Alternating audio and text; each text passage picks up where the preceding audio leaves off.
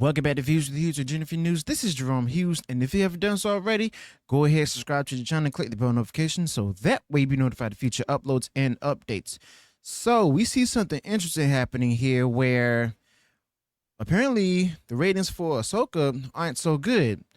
Now, Ahsoka has actually been known for a while since it was animated back in the 2000s, and we've seen Ahsoka become live action in The Mandalorian Season 2. Now we see that Ahsoka has her own show, okay? So this is coming in from different outlets, even including TV Line here, stating that Ahsoka viewership is down sharply from The Mandalorian on par with Andor, according to a report. Now, highlighted here in this article says here that according to new viewership data provided by the analytics company Samba TV, Ahsoka's debut episode, which landed on Disney Plus on August 22nd, that was watched in 1.2 million households in the U.S. during the live plus 5 day viewing window. Now, episode 2, which dropped last night, was dropped the same night. So the two episodes the same night last week, dropped the same evening, was queued up by 956,000 households. Interesting. So you mean seems to me here they said that the first episode had a higher number than the second episode. Interesting. I could be wrong, but then they provided an update stating that in a press release coming on the heels of Summer TV's report, Lucasfilm said that Ahsoka's first episode was the most watched title on Disney Plus this past week with 14 million global views. Okay, now it's pretty interesting because of the simple fact that coming in like after everyone on YouTube had provided their reviews or like the news that broke about Samba TV releasing ratings. Suddenly, StarWars.com reports that Ahsoka draws in 14 million views on the first episode. So Kathleen Kennedy was quoted saying Ahsoka has become a fan favorite with people of all ages, and it's wonderful to see her continue to resonate with viewers in her very own headlining series. She also said, I want to recognize the fantastic work done by a creative team led by Dave Filoni and Jon Favreau, the incredible cast led by Rosario Dawson, and our talented crew. And on behalf of the team and all of Lucasfilm, we give our thanks to all the fans who have been with Ahsoka on every step of her journey, and to all those who were just learning about her now on Ahsoka on Disney Plus. So it seems like they want us to go ahead and take their word for it. Take them for their word. And just as soon as that happened, the trades decided to go crazy. Deadline reported that coming from the studio itself, Ahsoka first episode clocks 14 million views worldwide on Disney Plus. That's interesting. That's pretty interesting. I smell a bit of something fishy is going on here right now. I seriously do, because of the simple fact that U.S. households apparently is like at $1.2 million, which was low, not dollars, viewership ratings, which is low, okay? 1.2 million viewership is low, especially on the Disney Plus platform, okay? Where you supposedly have like millions upon millions of people, even in the U.S., subscribe to it, okay? You can say that, not every Disney fan is a Star Wars fan, but so what? They're stating that 14 million views worldwide for the Ahsoka series itself. I got a feeling that these numbers may be a lie, maybe a huge lie, okay? But the crazy part about it, it's not surprising, because let's think back. Let's go ahead and review the previous titles and stuff. You had Kenobi starting off with like a high viewership. Wasn't necessarily successfully high, but it was a bit high. But then throughout the season, it started decreasing and dwindling out. Same thing with Andor. Had a close to 1 million start, and then it started dwindling out with the numbers throughout the season.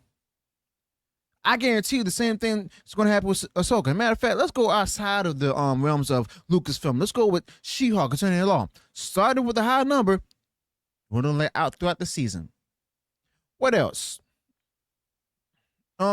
Miss Marvel started off with a certain number, doing it a lot throughout the whole season.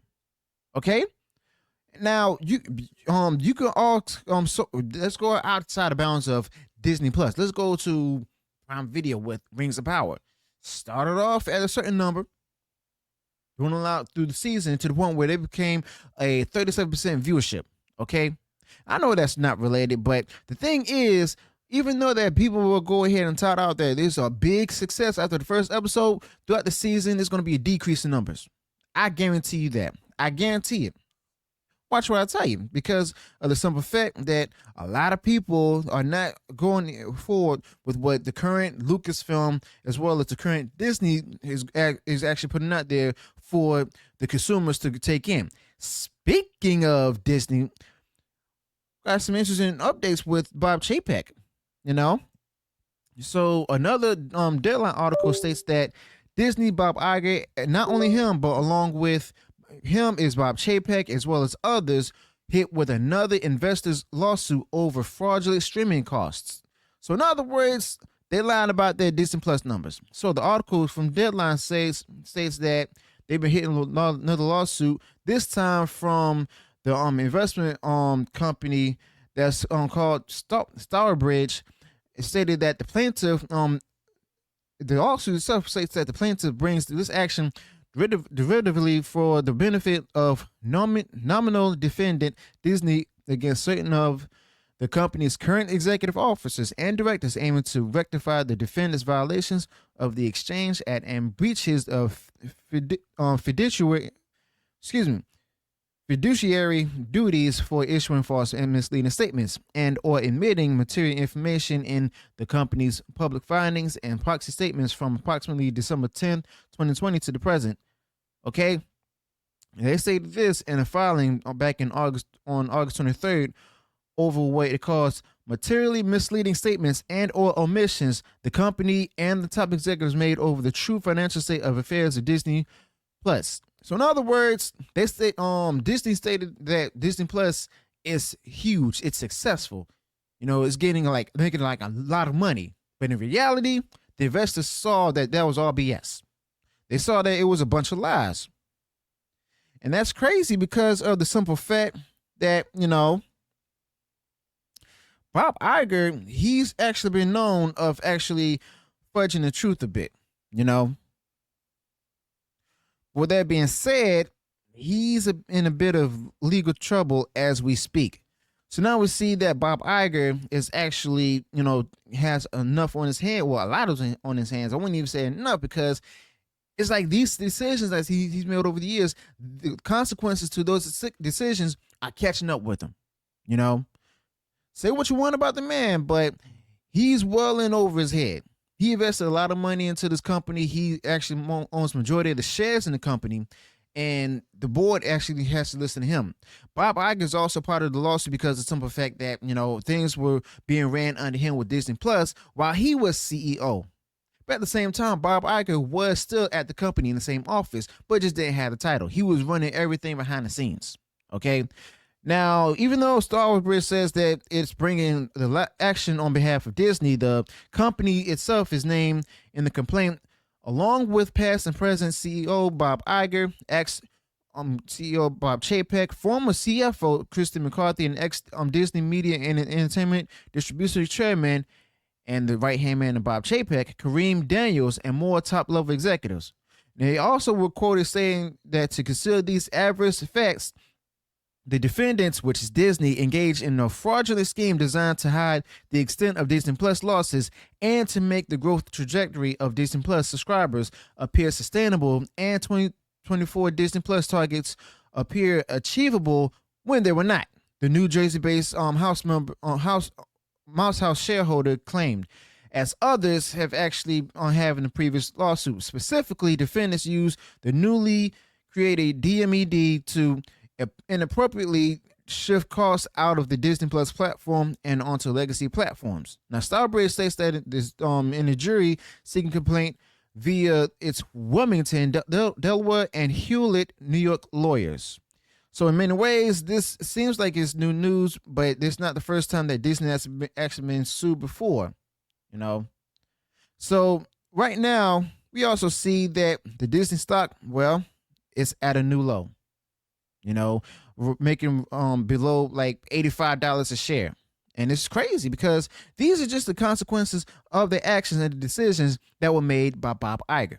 Okay.